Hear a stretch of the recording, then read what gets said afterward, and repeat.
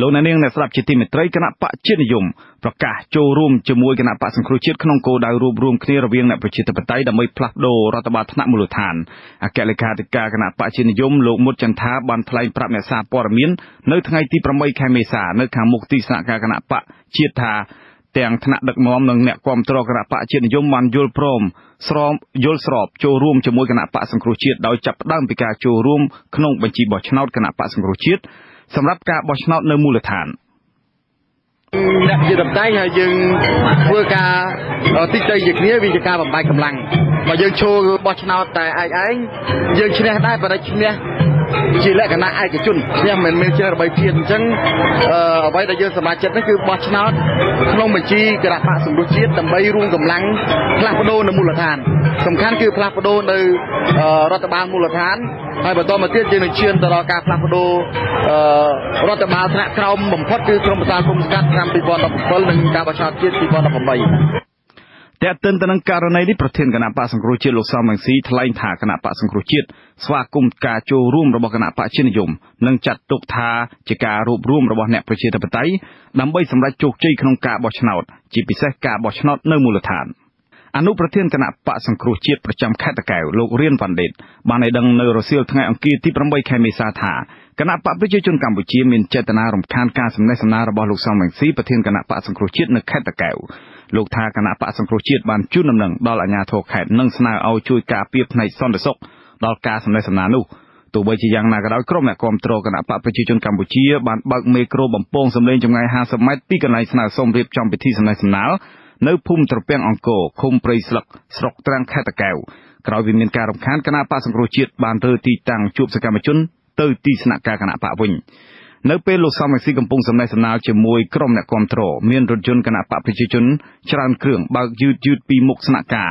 ហើយបំពងសម្លេងមេក្រូរិះគន់តំណាងរាស្ត្រគណៈបកសង្គ្រោះជាតិដែលមិនចូលរួមប្រជុំសភាខ្ញុំគិតថាការរំខានម្ដងពីពីរដង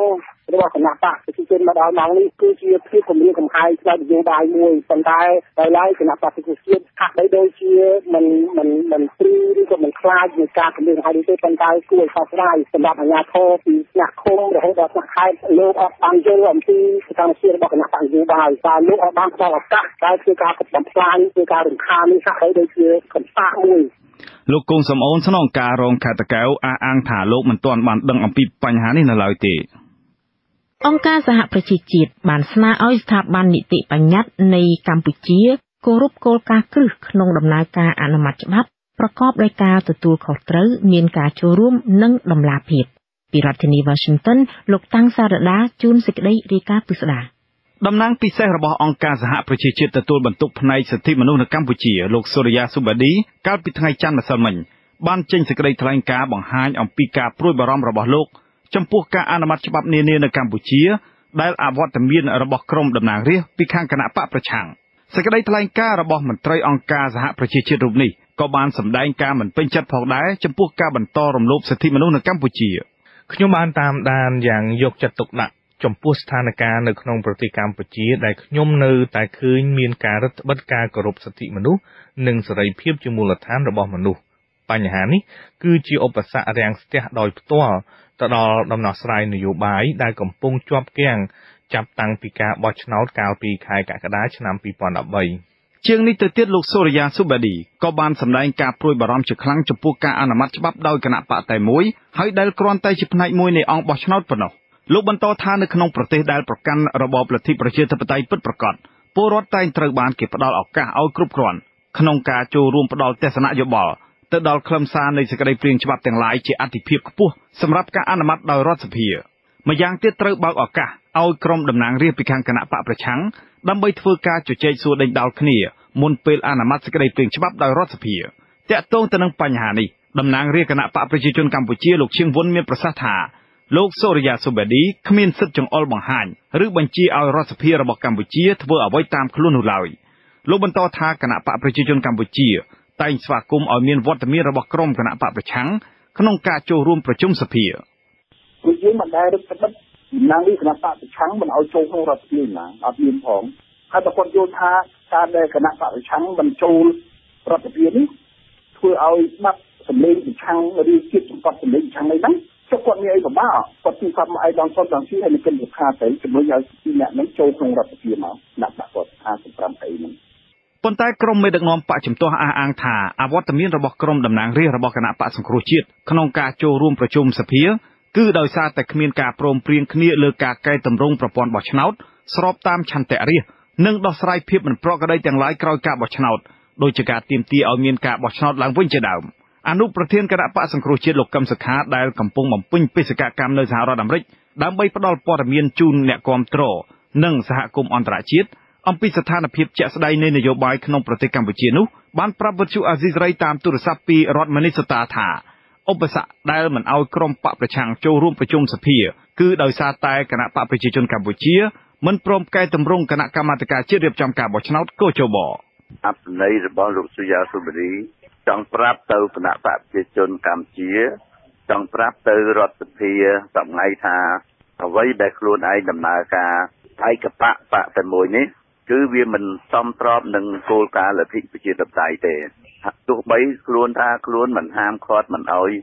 យើងចូលក៏ដោយក៏អ្វីដែលខ្លួនមិនព្រមដោះស្រាយបញ្ហាភាពមិនប្រក្រតីជុំវិញការបោះឆ្នោតមិនព្រមធ្វើការកែតម្រង់បង្ហាញឲ្យជាក់ស្ដែងនៅការកែតម្រង់កោជប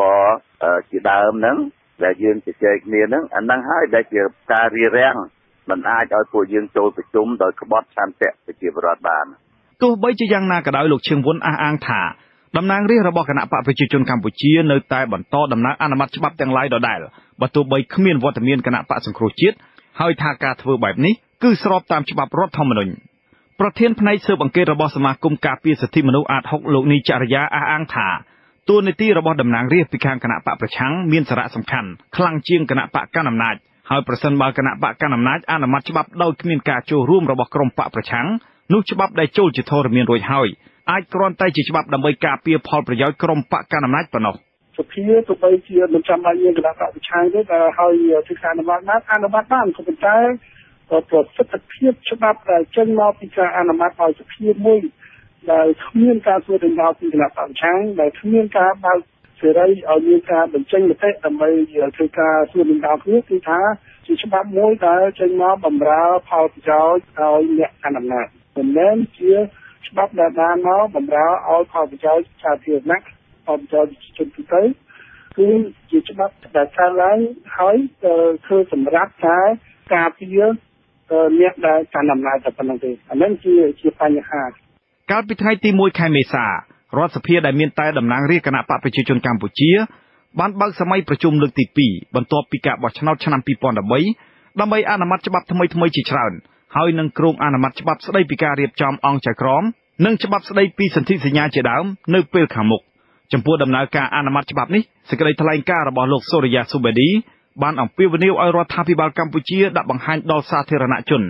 និងក្រុមអ្នកជំនាញឲ្យបានកាន់តែឆាប់តាមដែលអាចធ្វើទៅបានដើម្បីពិនិត្យលើខ្លឹមសារនៃសេចក្តីព្រាងច្បាប់ទាំងឡាយក្នុងបរិបទគោរពសិទ្ធិមនុស្សមុនពេលបញ្ជូនទៅទីស្តីការគណៈរដ្ឋមន្ត្រីនិងរដ្ឋសភាខ្ញុំតាំងសារដាវិទ្យុអាស៊ីសេរីពីរដ្ឋធានី Washington សាលាដំបងរាជធានីភ្នំពេញបានកោះហៅមេដឹកនាំសហជីពឈ្មោះស៊ីកាឌូនិងសកម្មជនប្រចាំរោងចក្រឲ្យចូលខ្លួនទៅបំភ្លឺករណីបង្ករបួសស្នាមនិងញុះញង់ឲ្យកម្មករធ្វើកោតកម្មតាមពាក្យបណ្ដឹងរបស់ក្រុមហ៊ុននិងកម្មកររោងចក្រ SL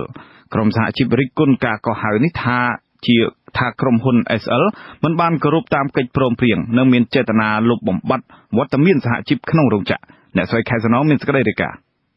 សាលាដំបងរាជធានីភ្នំពេញនៅថ្ងៃទី8ខែមេសាបានដំណើរការនីតិវិធីដំបូងរបស់ខ្លួនក្នុងចំណោមពាក្យបណ្ដឹង3ដែលក្រុមហ៊ុន SL បានប្តឹងប្រធានសម្ព័ន្ធសហជីពស៊ីខាល់ឌូពាក់ព័ន្ធនឹងការញុះញង់កម្មករឲ្យធ្វើកោតកម្មបាតកម្មនិងសម្រេចឲ្យថ្នាក់ដឹកនាំសហជីពរូបនេះតម្កល់លុយរាប់ម៉ឺនដុល្លារជាថ្នូរបានទទួលសិទ្ធិនៅក្រៅឃុំប្រធានសម្ព័ន្ធសហជីពប្រជាធិបតេយ្យកម្មករកាត់ដេរកម្ពុជាលោកអាត់ធុនដែលបានចូលខ្លួនទៅបំភ្លឺនៅតុលាការថ្លែងថាព្រះរាជអាជ្ញារងបានសាកសួររូបលោកនិងសកម្មជនសហជីពប្រចាំរោងចក្រ SL មួយរូបទៀតគឺអ្នកស្រីប៉ៅផាណាតាមពាក្យប្តឹងរបស់កម្មកររោងចក្រនេះម្នាក់ដែលបានប្តឹងពួកគាត់ពីបទបង្ករបួសស្នាមលោកថាបន្ទាប់ពីប្រើពេលសាកសួរអស់ជាច្រើនម៉ោងតុលាការមិនបានរកឃើញថាពួកគាត់ពាក់ព័ន្ធនឹងការចោទប្រកាន់នេះក៏បង្វែរបទចោទទៅជាបទញុះញង់កម្មករឲ្យធ្វើកោតកម្មវិញ លោកអាត់ធុនបញ្ជាក់ថាតុលាការបានសម្រេចឲ្យពួកគាត់នៅក្រៅឃុំក្រោមការអង្កេតរបស់តុលាការនិងដាក់តម្កល់ប្រាក់ដើម្បីធានាខ្លួនលោកថាការតម្កល់ប្រាក់នោះដើមមិនដឹងបានប្តឹងទារ$50,000ប៉ុន្តែតុលាការមិនទាន់សម្រេចថាយ៉ាងណានោះទេយើងចម្លើយគាត់នៅរឿងកម្មករដល់ម្នាក់សោះវាមានឥទ្ធិពលនៃការស៊ូដេញដោលយើងយូរហើយបានដាក់ឲ្យយើងនៅក្រៅឃុំហើយឲ្យយើងតម្កល់លុយច្រើនទៀតហើយនៅតាមការអង្កេតរបស់តុលាការទៀតខ្ញុំចម្លើយមែនទេតែដំបូងកម្មករនឹងស្ដឹងថាខ្ញុំមកអំពើហិង្សាខ្ញុំថាអត់ទេខ្ញុំទៅបកកទៅអីហ្នឹងយើងមានប្រាប់កម្មករកុំឲ្យអំពើហិង្សាហើយដល់ក្រុមគឺនឹងចេញពីការមកឲ្យយើងតម្កល់ដើម្បីពិនិត្យមើលតែបើយើងពាក់ព័ន្ធគេនឹងរុញទៅជំរះហើយដល់ជំរះរកឃើញថាយើងអត់មានព្រោះទេគឺគេឲ្យលុយទៅវិញដល់សិនជាមានគេទុកជូនក្នុងខ្លួនតកតងបញ្ហានេះព្រះរាជអាជ្ញារងសាលាដំបងរាជធានីភ្នំពេញលោកសៀងសុកបានឆ្លើយដោយខ្លីថាលោកគ្រាន់តែសាកសួរតាមនីតិវិធីរីឯសេចក្តីសម្រេចថាយ៉ាងណានោះគឺលើលោកចៅក្រមជាសុខហៀងវិទ្យុអាស៊ីសេរីមិនអាចតាក់ទងលោកចៅក្រមជាសុខហៀងដើម្បីបញ្ជាក់បន្ថែមបានទេនៅថ្ងៃទី8ខែមេសា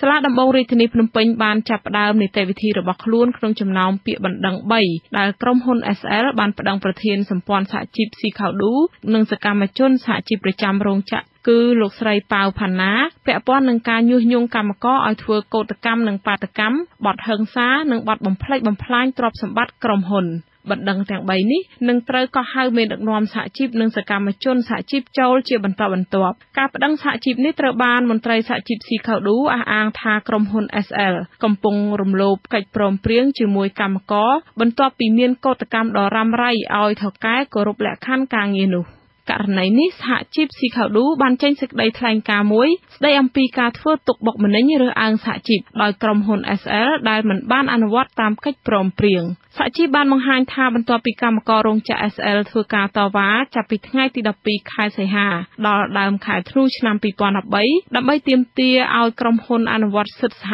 ជីពនិងគោរពលក្ខខណ្ឌការងារមួយចំនួនទៀតនោះនៅថ្ងៃទី3ខែធ្នូឆ្នាំ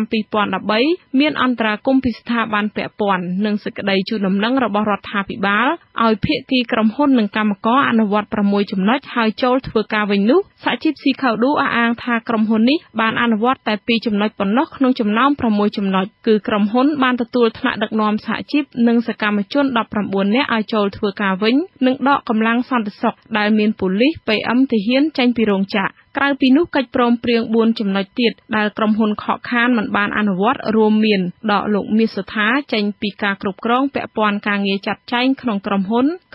ត្រូវបញ្ឈប់រាល់បណ្ដឹងទាំងឡាយដែលប្រឆាំងនឹងកម្មករតំណាងសហជីពនិងគ្មានការគុំគួននិងផ្ដល់ប្រាក់ 50% និងអត្ថប្រយោជន៍ផ្សេងៗជូនកម្មករនៅក្នុងអំឡុងពេលធ្វើកោតកម្មរយៈពេលប្រមាណ4ខែជាដើមនោះនាងខ្ញុំខែសុណងវិទ្យុអាស៊ីសេរីភ្នំពេញទូនាងអ្នកស្ដាប់ជាទីមេត្រីពលរដ្ឋខេត្តព្រះសីហនុបានត្អូញត្អែរចំពោះការមិនយោគយល់របស់ប្រធានមណ្ឌលសុខភាពដែលគិតតែយកលុយនិងយកថ្លៃសេវាព្យាបាលថ្លៃលើសលប់ទោះបីជាអ្នកជំងឺមានជីវភាពក្រីក្រយ៉ាងណាក៏ដោយប៉ុន្តែប្រធានមណ្ឌលសុខភាពអះអាងថាគាត់មិនអាចទទួលយកការចោទប្រកាន់ដែលគ្មានសាក្សីនិងគ្មានភស្តុតាងច្បាស់លាស់នោះទេលោកយាងសុជាមតារាយការណ៍ពលរដ្ឋនៅខេត្តព្រះសីហនុបានសម្ដែងការមិនសប្បាយចិត្តចំពោះប្រធានគ្រូពេទ្យនៅមណ្ឌលសុខភាពឃ្លាំងលើក្នុងខណ្ឌមិត្តភាពខេត្តព្រះសីហនុដោយពួកគាត់ថាគ្រូពេទ្យមិនយកចិត្តទុកដាក់ព្យាបាលអ្នកជំងឺទេប្រសិនបើអ្នកជំងឺគ្មានលុយនោះប្រជាពលរដ្ឋម្នាក់ឈ្មោះឌៀលស្រីតូចជាកម្មកររោងចក្រដេកាបូបនៅខេត្តព្រះសីហនុអ្នកស្រីបានឲ្យដឹងនៅថ្ងៃទី8ខែមេសាថាអ្នកស្រីមានផ្ទៃពោះ2ខែហើយកាលពីថ្ងៃទី3ខែមេសាឆ្នាំ2014អ្នកស្រីបានដួលក្នុងបន្ទប់ទឹកហើយហូរឈាមជាច្រើនក្រោយមកអ្នកស្រីត្រូវបានប្អូនថ្លៃដែលរស់នៅក្នុងផ្ទះជួលជាមួយគ្នាបញ្ជូនទៅកាន់មណ្ឌលសុខភាពឃ្លាំងលើដើម្បីពិនិត្យមើលអ្នកស្រីថាពេលទៅដល់ទីនោះគ្រូពេទ្យមិនបានយកចិត្តទុកដាក់ព្យាបាលអ្នកស្រីទេព្រោះអ្នកស្រីមិនទាន់មានប្រាក់ឲ្យគេពេញចុកពូពេញចូលពេទ្យទៅពេលអញ្ចឹងពេទ្យការជេរផងពេទ្យនឹងនិយាយបាត់ទៅពេលចូលពេទ្យរត់ហ្នឹងទៅពេលខ្ញុំចុកមែនទេទៅពេលអញ្ចឹងទេហៅពេទ្យអញ្ចឹងគេឲ្យលេខខ្ញុំទៅពេលទេហៅពេទ្យអញ្ចឹងពេទ្យមកដល់គាត់និយាយថា12ខែគាត់បងចៃសេវា320000ពេលអញ្ចឹងខ្ញុំថ្ងៃទៅមើលប្តីខ្ញុំមកសិនពេលហ្នឹងចាំទៅពេលខ្ញុំចុកពូចង់ងាប់ហើយគាត់ថាចាំមើលប្តីអ្នកស្រីឌៀស្រីតូចបានទ្រាំឈឺចុកចាប់ប្រហែលកន្លះម៉ោងដើម្បីរងចាំប្តីមកជួបគ្រូពេទ្យប្តីអ្នកស្រីតូចលោកហេងធរក៏ជាកម្មករកាត់ដេរកាបូបនៅខេត្តព្រះសីហនុលោកបានឲ្យដឹងថានៅពេលដែលទៅជួបគ្រូពេទ្យនោះលោកពុំសូវមានលុយទេ លោកថាពេលទៅដល់ភ្លាមប្រធានមណ្ឌលសុខភាពបាននិយាយពីថ្លៃសេវាជាមុនហើយថាប្រសិនបើលោកគ្មានលុយនោះទេគេនឹងមិនព្យាបាលឲ្យប្រពន្ធលោកឡើយដោយខ្លាចក្រែងប្រពន្ធមានគ្រោះថ្នាក់លោកហេងថោក៏បានសន្យាថានឹងបង់ថ្លៃសេវាព្យាបាលតាមការទាមទាររបស់គ្រូពេទ្យយើងធ្វើសេវាប្រមាណគេថា320000តែថ្លៃមែន320000សុំគាត់ចោះគាត់ព្រមចោះគាត់យើងនិយាយថាឲ្យលុយគេឲ្យគាត់បានគាត់មើលយើងហើយបានគ្រប់320000ឲ្យគាត់ចឹងទៅខ្ចីលុយគេខ្ចីលុយចងការគេ320000ហ្នឹងគាត់នឹងឲ្យគេផងដល់ថ្ងៃតបមិនឲ្យលុយអត់ផងគេម្នាក់នៅតែ1ម៉ោង2ម៉ោងហ្នឹងគាត់អស់ក្រុមពេទ្យឲ្យចេញហើយខ្ញុំទួថាមានចាក់ថ្នាំឲ្យគេថាអត់ទេបើចង់មកចាក់ថ្នាំគិតលុយផ្សេងទៀតក្រុម2ផ្លោកហើយនឹងមើលរៀងឈាមប៉ុណ្ណឹងហើយយកកូនយកអីហ្នឹងគាត់មើលប៉ុណ្ណឹងគាត់យកចេញហើយគាត់ទៅបាត់ហ្មងគាត់ទុកយើងចោលនៅនឹងមានមើលយើងទៀតផងប្រធានមណ្ឌលសុខភាពឃ្លាំងលឺដែលបានព្យាយាមមិនប្រាប់ឈ្មោះរបស់ខ្លួនតែត្រូវប្រជាពលរដ្ឋស្គាល់ថាឈ្មោះហ៊ុននោះអ្នកស្រីបានបដិសេធមិនធ្វើអត្ថាធិប្បាយក្បោះក្បាយចំពោះការលើកឡើងរបស់ពលរដ្ឋឡើយតែអ្នកស្រីថាអ្នកស្រីច្រានចោលចំពោះការចោទប្រកាន់របស់ពលរដ្ឋអត់ទេខ្ញុំមកទទួលស្គាល់ទេលោកស្គាល់តែមានការបំភ្លឺហើយមានសាក់សីមានផុសតាងគ្រប់4ណាបើខ្ញុំអាចទទួលយកបានអញ្ចឹងខ្ញុំសូមលាសិនហើយប្រជាពលរដ្ឋខ្មែរភាគច្រើនបានត្អូញត្អែអំពីការផ្តល់សេវាសុខាភិបាលសាធារណៈនៅកម្ពុជាក្រៅតែពីកង្វះបច្ចេកទេសនិងគុណភាពព្យាបាលគ្រូពេទ្យឬបុគ្គលិកពេទ្យមួយចំនួនបានជំរិតទារប្រាក់ពីអ្នកជំងឺដោយមិនចេះខ្មាស់អៀនហើយអ្នកខ្លះទៀតគ្មានក្រមសីលធម៌ជាអ្នកបម្រើសេវាសុខភាពសាធារណៈទាល់តែសោះពលរដ្ឋខ្មែរមួយចំនួនបានស្លាប់ដោយសារគ្មានប្រាក់បង់ឲ្យពេទ្យព្យាបាលបើទោះបីជាពេលខ្លះជំងឺរបស់ពួកគេមិនសមនឹងស្លាប់ក៏ដោយប្រទេសកម្ពុជាមានអនុក្រឹត្យស្តីពីក្រមសីលធម៌គ្រូពេទ្យហើយលោកនាយករដ្ឋមន្ត្រីហ៊ុនសែនក៏តែងថ្លែងជាញយដងអប់រំគ្រូពេទ្យនិងអ្នកបម្រើសេវាសុខភាពសាធារណៈអំពីក្រមសីលធម៌វិជ្ជាជីវៈរបស់ពួកគេតែទោះជាយ៉ាងណាក៏ដោយឃើញថាប្រជាពលរដ្ឋនៅតែជួបប្រទះបញ្ហាទាំងអស់នេះខ្ញុំយាសុជាមេតាវិទ្យុអាស៊ីសេរីភ្នំពេញចានៅឯខេត្តព្រៃវែងប្រជាពលរដ្ឋនៅស្រុកពោធិ៍រៀងប្រមាណជាង40នាក់បានប្រមូលផ្ដុំគ្នានៅសាលាដំបងខេត្តដើម្បីទៅគាំទ្រតំណាងរបស់ខ្លួនចំនួន5រូបដែលតុលាការបានកោះហៅទៅស្រាយបំភ្លឺអំពីរឿងទំនាស់ដីធ្លីកាលពីព្រឹកថ្ងៃទី7ខែមេសាម្សិលមិញក្រុមអ្នកភូមិអះអាងថាការលើកគ្នាមកគាំទ្រនេះគឺដើម្បីឲ្យតុលាការជួយដោះស្រាយរឿងទំនាស់ដីរបស់ពួកគាត់ឲ្យមានតម្លាភាពព្រោះថាដីដែលមានទំនាស់នោះគឺជាដីផ្លូវសាធារណៈសម្រាប់ធ្វើដំណើរទៅមុខរបស់អ្នកភូមិចា៎នេះគឺជាសេចក្តីរាយការណ៍របស់លោកហ៊ុំចម្រើនពីខេត្តព្រៃវែងក្រុមប្រជាពលរដ្ឋលើកគ្នាមកការពារតំណាងរបស់ខ្លួននៅសាលាដំបងនេះដោយសារព្រួយបារម្ភខ្លាចមន្ត្រីតុលាការឲ្យពួកគាត់ចាញ់ក្តីក្នុងរឿងទំនាស់នេះតំណាងប្រជាពលរដ្ឋម្នាក់ដែលតុលាការក៏ហៅទៅសាកសួរនៅសាលាដំបងខេត្តលោកលាវយើងថ្លែងនៅថ្ងៃទី7មេសាថាដីដែលមានទំនាស់ទំហំទទឹង8ម៉ែត្រនិងបណ្ដោយ40ម៉ែត្រស្ថិតនៅក្នុងភូមិកំពង់ឫស្សីឃុំកំពង់ឫស្សីស្រុកពោធិ៍រៀងខេត្តព្រៃវែងដីនេះអតីតមេឃុំបានលក់ទៅឲ្យដើមបណ្ដឹងធ្វើអាជីវកម្មចម្លងទូកដរដោយមានកិច្ចសន្យា10ឆ្នាំក្រោយមកដោយសារជួបការលំបាកក្នុងការធ្វើដំណើរប្រជាពលរដ្ឋបាននាំគ្នាចាក់ដីធ្វើផ្លូវឆ្លងកាត់ព្រែកដើម្បីធ្វើដំណើរដឹកភោគផលនៅរដូវច្រូតកាត់ការធ្វើផ្លូវបានប៉ះពាល់ដល់របរចម្លងដររបស់ដើមបណ្ដឹងហើយក៏បានប្តឹងទៅតុលាការលោកថាប្រជាពលរដ្ឋមានការព្រួយបារម្ភខ្លាចតុលាការក៏ហៅទៅសាកសួរហើយដោះស្រាយឲ្យដើមបណ្ដឹងឈ្នះក្តីធ្វើពួកគាត់បាត់បង់ដីមិនអាចធ្វើដំណើរបានប្រជាពលរដ្ឋគាត់មកទាំងអស់គ្នាហ្នឹងគឺគាត់មកគ្រប់គ្រងដើម្បីឲ្យតុលាការឃើញថាប្រជាពលរដ្ឋធ្វើពិតប្រកបប៉ុនគាត់មែនផ្លូវនេះគាត់ធ្វើដោយលុយខ្លួនគាត់ដោយកម្លាំងខ្លួនគាត់ធ្វើនឹងធ្វើផ្លូវគាត់ធ្លាប់បើកបរតាំងពីដើមបរមរានមកបាទនៅពេលនេះតុលាការក៏ហៅឲ្យខ្ញុំក៏មិនទាន់ដឹងដែរក៏ប៉ុន្តែថាគ្រាន់តែថាតុលាការហ្នឹងគូខ្ញុំមិនទុកចិត្តថាប្រកាសជាឯករាជ្យឬមួយក៏មិនឯករាជ្យក៏មិនដឹងដែរបាទចំណែកឯក្រុមប្រជាពលរដ្ឋដែលមកគាំទ្រតំណាងទាំង5រូបថ្លែងថាពួកគាត់លើកគ្នាមកគាំទ្រតំណាងរបស់ខ្លួនដើម្បីឲ្យតុលាការដោះស្រាយដីទំនាស់ឲ្យពួកគាត់បានធ្វើដំណើរនៅលើផ្លូវនោះជាធម្មតាបាទមកនឹងនាំគ្នាការពាររឿងចង់បានផ្លូវហ្នឹងកុំឲ្យអាដេញនេះគាត់សិនថាលោកគឺតឡាកាយកាត់ឲ្យដើម្បីគេលុបបំបត្តិអាផ្លូវហ្នឹងវិញទៅត្រូវប្រជាពលរដ្ឋហ្នឹងគឺវេទនាហ្មងយើងប្រជាជនធ្វើហើយគេមកប្រងតាំងកាយផ្ដាច់គេមកខា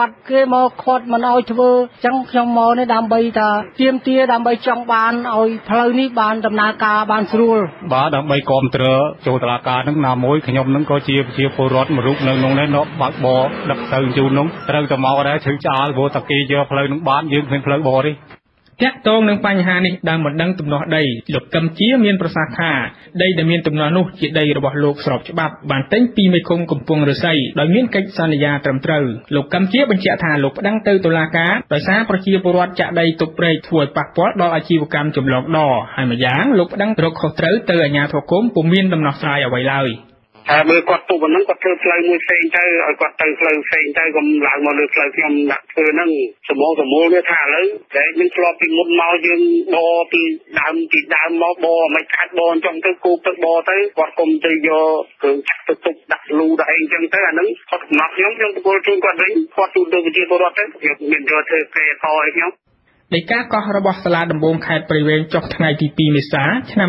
2014កោះហៅចុងចោតចំនួន5រូបរួមមានលោកអ៊ុងសាវ៉ាលោកស្រុនអនលោកលាវយេងលោកជីវអននិងលោកសូតូឲ្យចូលបំភ្លឺក្នុងករណីទំនាស់ដីនៅរសៀលថ្ងៃទី7មេសាឆ្នាំ2014អ្នកភូមិបញ្ជាក់ថាដីដែលមានទំនាស់នោះដើមឡើយជាដីផ្លូវសាធារណៈសម្រាប់ធ្វើដំណើរដឹកភោគផលរបស់អ្នកភូមិនៅចន្លោះខែកុម្ភៈនិងខែមីនារៀងរាល់ឆ្នាំប៉ុន្តែក្រោយពីអាជ្ញាធរលក់ដីតំបន់នោះទៅឲ្យម្ចាស់ចម្លងដហើយម្ចាស់ចម្លងដបានកែផ្លូវនោះធ្វើអាជីវកម្មទូកដធ្វើឲ្យអ្នកភូមិជួបការលំបាកមិនអាចដឹកភោគផលបានដូចពេលមុនឡើយក្រោយមកអ្នកភូមិបានជួសជុលផ្លូវនេះឡើងវិញដើម្បីសម្រួលដល់ការដឹកជញ្ជូនលទ្ធផលនៃការកោះហៅតំណាងទាំង5រូបនៅរសៀលថ្ងៃដដែលតុលាការនៅពុំទាន់សម្រេចថាយ៉ាងណានៅឡើយទេគឺគ្រាន់តែតុលាការបញ្ជាក់ថានឹងកោះហៅមកសាកសួរម្ដងទៀតនៅពេលខាងមុខខ្ញុំហ៊ុំចម្រើនវុទ្ធុ RC សេរីរាយការណ៍ពីខេត្តព្រៃវែងលោកអ្នកនាងអ្នកស្ដាប់ជាទីមេត្រីពលរដ្ឋស្រុករលាផ្អៀខេត្តកំពង់ឆ្នាំងបានចោទអាជ្ញាធរភូមិត្រពាំងត្រាចឃុំរលាផ្អៀថាបានប្រព្រឹត្តអំពើពុករលួយនិងលួចលក់ដីសហគមន៍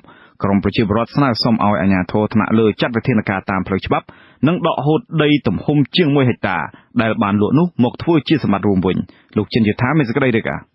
តំណាងនិងប្រជាពលរដ្ឋភូមិត្រពាំងត្រាចឲ្យដឹងនៅថ្ងៃទី8ខែមេសាថាអ្នកភូមិចំនួន33គ្រួសារបាននាំគ្នាផ្តិតមេដៃដើម្បីប្តឹងទាស់ទៅនឹងសកម្មភាពលក់ដីរួមភូមិនិងការគំរាមកំហែងផ្សេងពីមេភូមិនិងអនុប្រធានភូមិរបស់ខ្លួនជាយូរមកហើយប៉ុន្តែរហូតមកដល់បច្ចុប្បន្នមិនទាន់មានការដោះស្រាយអ្វីនោះទេតំណាងប្រជាពលរដ្ឋមួយរូបលោកថនថៃមានប្រសាសន៍ថាបច្ចុប្បន្នដីរួមភូមិនេះត្រូវបានគេលក់ដូរបន្តកន្ទុយគ្នានិងពាត់របងជីកស្រះនិងដាំកូនឈើជាដើមលោករំលឹកថាកាលពីពាក់កណ្ដាលឆ្នាំ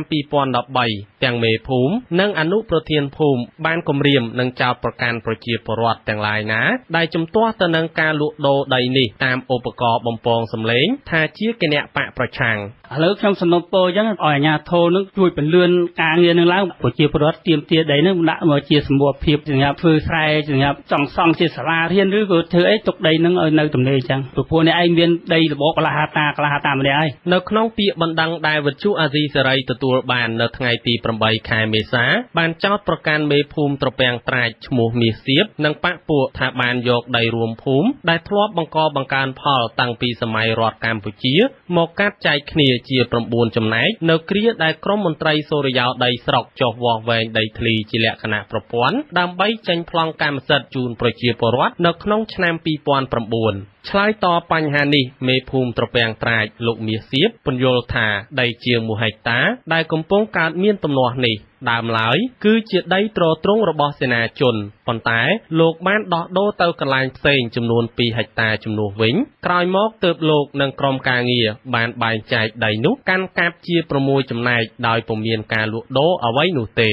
លោកបន្តថាភូមិត្រពាំងត្រាចមានដីបេឡាភូមិឬដីរួមភូមិទំហំ4ហិកតាផ្សេងពីកន្លែងដែលកំពុងមានបញ្ហានេះដល់ថ្ងៃទីវាស់វិញគាត់ទៅទាស់ដីនឹងអត់ឲ្យវាស់ទេទៅយកដីឲ្យខ្ញុំទៅថាអត់ទេអត់វាស់អត់បានពីតែខ្ញុំនឹងដឹងតែវាស់ទេព្រោះខ្ញុំតំណនេះចោះតោះស្រាយទៅព្រោះខ្ញុំដឹងតែវាស់តែលោកវាស់ឲ្យគ្រប់ម្ចាស់គេព្រោះមានម្ចាស់គេតាំងពីខ្ញុំចៃមកឲ្យគេស្រាយអត់មានវាស់ទុកជារួមអត់វាស់ទេវាស់ឲ្យម្ចាស់គេលោកបានបដិសេធរាល់ការចោទប្រកាន់ថាលោកបានគំរាមកំហែងទៅលើប្រជាពលរដ្ឋប៉ុន្តែលោកមើលឃើញថាការជំទាស់ក្នុងរឿងដីធ្លីនេះ គឺផ្ដើមចេញពីសកម្មជនគណបកប្រឆាំងនៅក្នុងមូលដ្ឋានមន្ត្រីសម្របសម្រួលនៃអង្គការសិទ្ធិមនុស្សលីកាដូប្រចាំខេត្តកំពង់ឆ្នាំងលោកគង់ច័ន្ទមុនីថ្លែងថាករណីនេះខាងលោកបានទទួលពាក្យបណ្ដឹងនិងចុះអង្កេតបឋមរកឃើញថាដីដែលកំពុងមានទំនាស់នោះពិតជាដីរួមភូមិដែលប្រជាពលរដ្ឋធ្លាប់បង្កបង្កើនផលរួមគ្នាមែនហើយក្រោយមកត្រូវបានគេបែងចែកកាន់កាប់ជាកម្មសិទ្ធិឯកជនប៉ុន្តែខាងលោករកមិនឃើញលិខិតស្នាមណាមួយក្នុងការបញ្ជាក់ថាដីនោះពិតជាមានការលក់ដូរនោះទេយើងនឹងតាមដាននឹងក្លំមើលនឹងជំរុញបន្ថែមទៅអាជ្ញាធរដែលពាក់ព័ន្ធទាំងអស់ហ្នឹងឲ្យធ្វើការដោះស្រាយជូនប្រជាពលរដ្ឋឆាប់ៗហ្នឹងណាតំណាងប្រជាពលរដ្ឋបញ្ជាក់ថាទំនាស់ដីធ្លីនេះបានកើតឡើងតាំងពីឆ្នាំ2009ដែលកាលនោះមានប្រជាពលរដ្ឋជាច្រើនគ្រួសារជំទាស់ប៉ុន្តែដោយមានការគំរាមកំហែងពីអាជ្ញាធរភូមិទើបនៅសល់ប្រជាពលរដ្ឋចំនួន33គ្រួសារកំពុងបន្តការតវ៉ារបស់ខ្លួនរហូតមកដល់បច្ចុប្បន្នពួកគាត់ធ្លាប់ដាក់ពាក្យបណ្ដឹងទៅស្ថាប័នជាច្រើនដូចជាមន្ទីរសូរិយោដីសាលាខេត្តកំពង់ឆ្នាំងអង្គការសិទ្ធិមនុស្សលីកាដូនិងសមាគមអាត60ប្រចាំខេត្តកំពង់ឆ្នាំងប៉ុន្តែមិនទាន់ទទួលបានចម្លើយវិជ្ជមានណាមួយនៅឡើយទេខ្ញុំបាទចិនជេថាវិទ្យុអាស៊ីសេរីពីខេត្តកំពង់ឆ្នាំងស្ត្រីជនជាតិដើមភាគតិចភ្នំម្នាក់បានប្តឹងប្រធានប៉ូលីសច្រកទ្វារព្រំដែនកម្ពុជាវៀតណាមក្នុងឃុំដាក់ដាំស្រុកអូរាំងខេត្តមណ្ឌលគិរីពីបទបានផឹកស្រាស្វឹងក្នុងពេលបំពេញតួនាទីស្ត្រីអ្នកភូមិរូបនោះអះអាងថាបញ្ហានេះបានបង្កភាពយឺតយ៉ាវក្នុងការបំពេញបែបបទដឹកជញ្ជូនជនរងគ្រោះទៅសង្គ្រោះបន្ទាន់នៅមន្ទីរពេទ្យជាហេតុធ្វើឲ្យប្តីរបស់គាត់ស្លាប់មុនពេលបញ្ជូនទៅដល់មន្ទីរពេទ្យលោក រដ្ឋាភិបាលរាយការណ៍អភិបាលស្រុកអូរាំងលោកនងសុនណារីឲ្យដឹងថាអាជ្ញាធរឃុំបានអន្តរាគមន៍ពាក្យប្តឹងរបស់ភរិយាជនរងគ្រោះនោះមកអាជ្ញាធរស្រុករួចហើយកាលពីសប្តាហ៍មុនលោកបន្តថានឹងចាត់វិធានការរកយុត្តិធម៌ក្នុងរឿងនេះគុណអ្នករងគ្រោះហ្នឹងគាត់មកធ្វើពាក្យប្តឹងនៅសាលាឃុំខ្លួនឯងរីឯពិតនេះជារឿងរបស់អ្នកនេះព្រោះថាឃុំគាត់បានឲ្យមកខ្ញុំអញ្ចឹងឲ្យខ្ញុំពិនិត្យទៅវាតកតងនឹងប្រធានស្នាក់ការហ្នឹងជាមួយខ្ញុំឲ្យប្រធានស្នាក់ការគាត់មើលរឿងហ្នឹងហើយទី2នឹងរាយការណ៍ជូនខេត្តរឿងហ្នឹងដែរស្ត្រីឈ្មោះស្រាវពៅរស់នៅភូមិពោះហៀមឃុំសែនមនោរម្យកាលពីថ្ងៃទី2ខែមេសាបានដាក់ពាក្យប្តឹងជូនអាជ្ញាធរឃុំសែនមនោរម្យពីករណីមេប៉ុស្តិ៍នគរបាលច្រកទ្វារព្រំដែនដាក់ដាំលោកយូសុធាថាបានផឹកស៊ីស្រវឹងស្រាក្នុងម៉ោងធ្វើការហើយមិនព្រមមកពេញបែបបទបើកច្រកទ្វារព្រំដែនឲ្យគាត់នាំប្តីទៅសង្គ្រោះបន្ទាន់នៅប្រទេសវៀតណាមដោយសាររបួសក្បាលត្រូវឈើបាក់រលំលើមានរបួសធ្ងន់កាលពីថ្ងៃទី31ខែមីនាលិខិតឲ្យដឹងថាមេប៉ុស្តិ៍ស្រវឹងស្រាបានអូសបន្លាយពេលលើសពី1ម៉ោងទើបបើកច្រកទ្វារបើទោះបីអ្នកស្រីសុំអង្វរក៏នឹងប្រាប់ពីហេតុផលប្តីមានរបួសធ្ងន់ធ្ងរមានលិខិតពីមន្ទីរពេទ្យខេត្តមិនអាចព្យាបាលបានយ៉ាងណាក្តីក៏មេប៉ុស្តិ៍នៅតែបន្តផឹកស៊ីមិនយកចិត្តទុកដាក់នឹងអ្នករងរបួសឡើយសាក្សីឃើញហេតុការណ៍សូមឲ្យបញ្ចេញឈ្មោះរៀបរាប់ថាគេបានឃើញប៉ូលីសឈ្មោះអិននិងយូសុធារួមទាំងមនុស្សមួយចំនួនទៀតអង្គុយផឹកស្រានៅបន្ទាយខាងលើ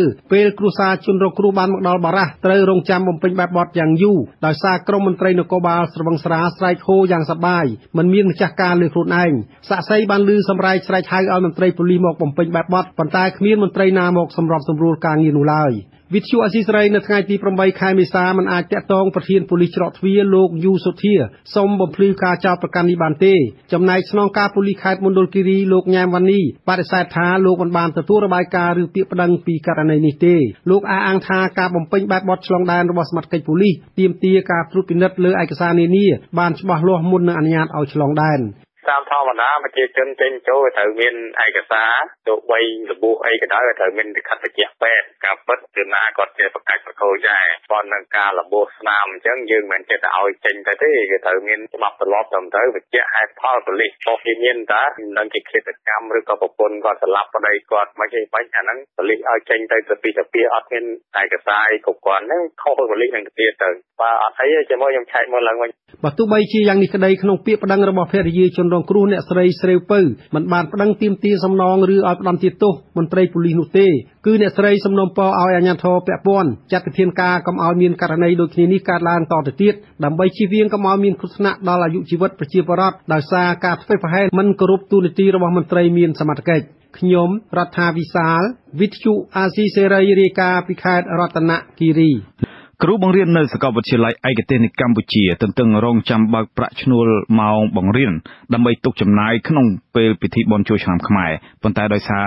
សាលាធ្វើមិនដឹងមិនឮជាច្រើនខែមកហើយក្រុមគ្រូបង្រៀនមួយចំនួនបាននាំគ្នាឈប់បង្រៀនហើយទៅរកការងារផ្សេងធ្វើជំនួសដើម្បីបានកម្រៃបន្ថែមអ្នកស្រីអុកសាវរីរាយការណ៍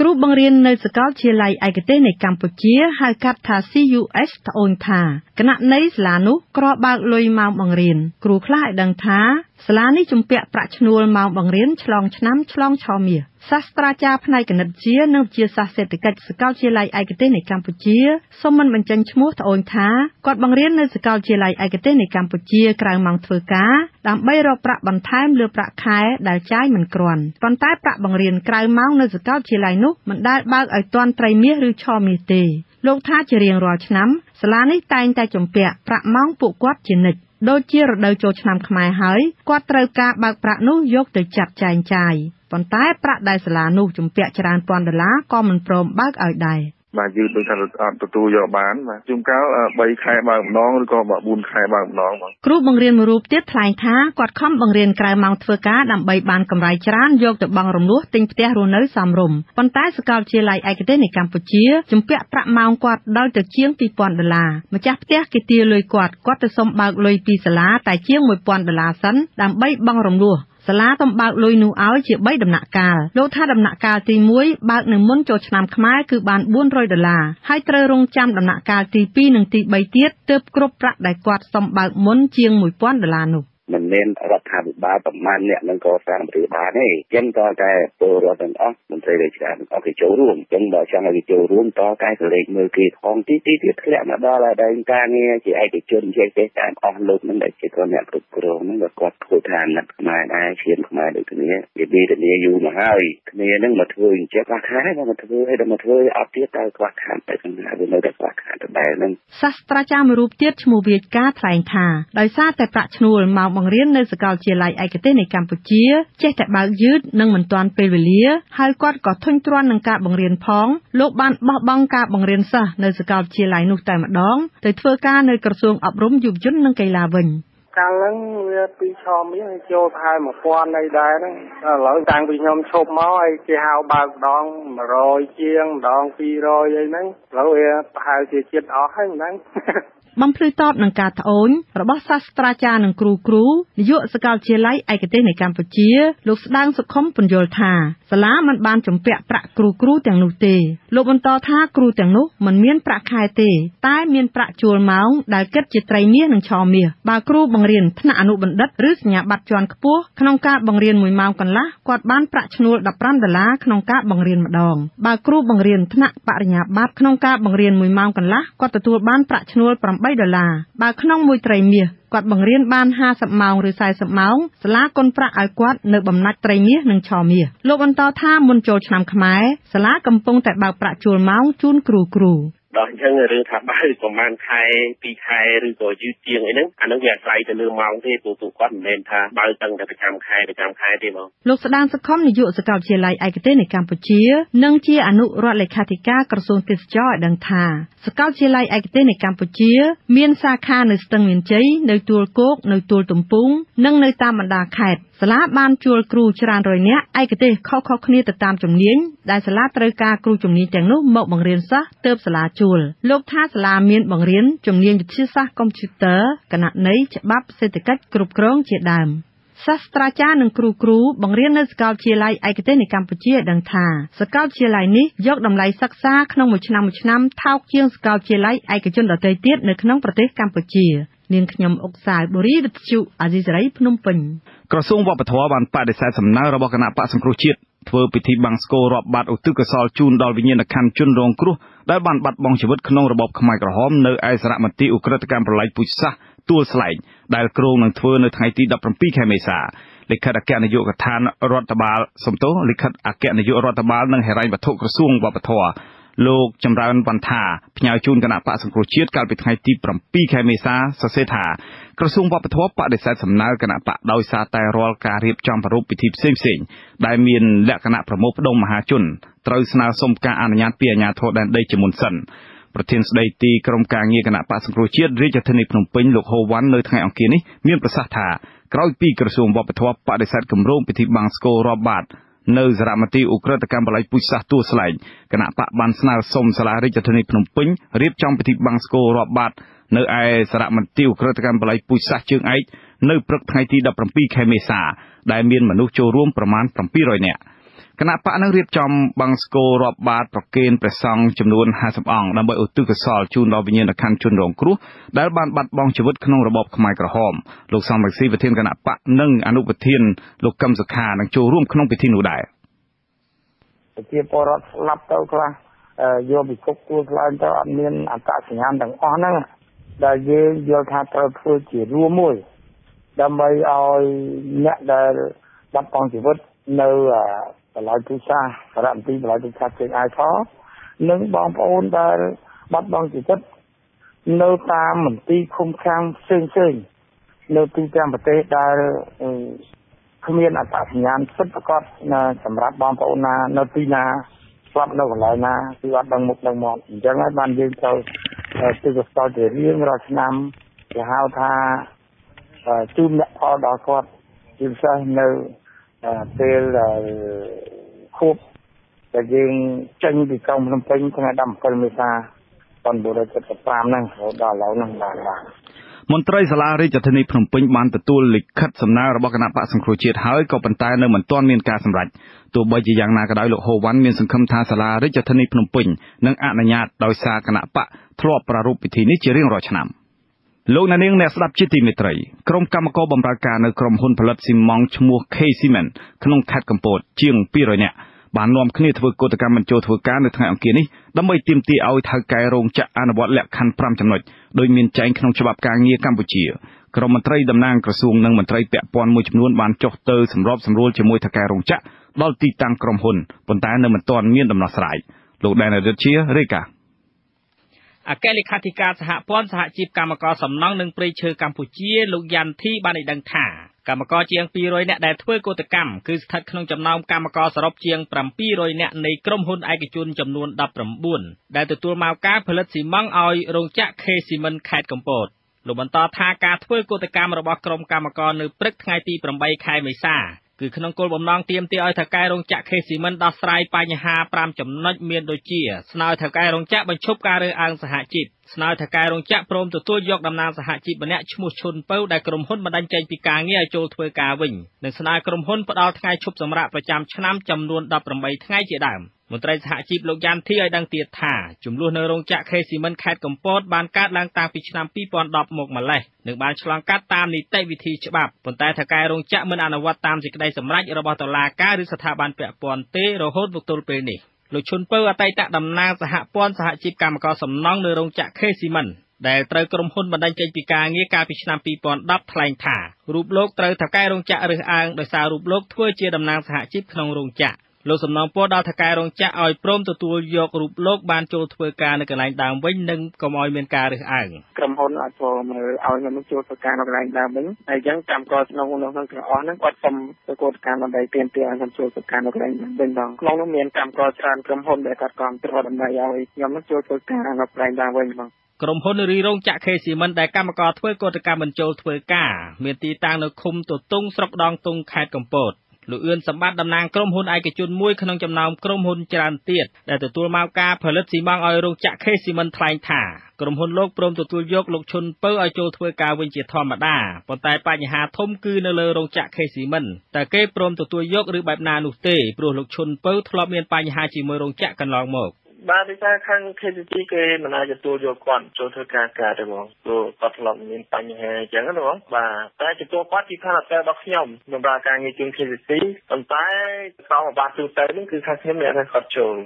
ហើយខ្ញុំផ្ដល់ទីតាំងការងារទទួលយកគាត់វិញតែក៏ស្រ័យលើ KCC អ្នកឲ្យចូលអត់ព្រោះបរិវេណខ្ញុំគឺលក្ខណៈជាក្រុមហ៊ុនមួយក្នុងចង្កោមរបស់ខាង KCC មិនអញ្ចឹងណាបងរហូតមកដល់រសៀលថ្ងៃអង្គារទី8ខែមេសាតំណាងក្រសួងការងារមន្ត្រីមន្ទីរការងារមន្ត្រីមន្ទីរឧស្សាហកម្មខេត្តកំពតតំណាងកម្មករនិងតំណាងរោងចក្រ K Cement បានជួបពិភាក្សាគ្នាដើម្បីរកច្រកបញ្ចប់វិវាទការងារកម្មករធ្វើកោតកម្មប៉ុន្តែតំណាងកម្មករនិងសហជីពបានអះអាងថាមិនទាន់បានទទួលលទ្ធផលល្អទេ ទូយ៉ាងណាក្រុមកម្មករបានអះអាងដូចគ្នាថានឹងបន្តប្រមូលផ្ដុំគ្នានៅពីមុខរោងចក្រនាថ្ងៃបន្តបន្ទាប់ទៀតរហូតមានដំណោះស្រាយសមរម្យពីថៅកែរោងចក្រនិងស្ថាប័នពាក់ព័ន្ធដែលនាយកជាវិទ្យុអាស៊ីសេរីទីក្រុងភ្នំពេញឯកពិភពលោកបានព្យាករណ៍ថាកំណើនសេដ្ឋកិច្ចកម្ពុជានៅឆ្នាំ2014នេះមានការថយចុះបន្តិចជាងឆ្នាំមុន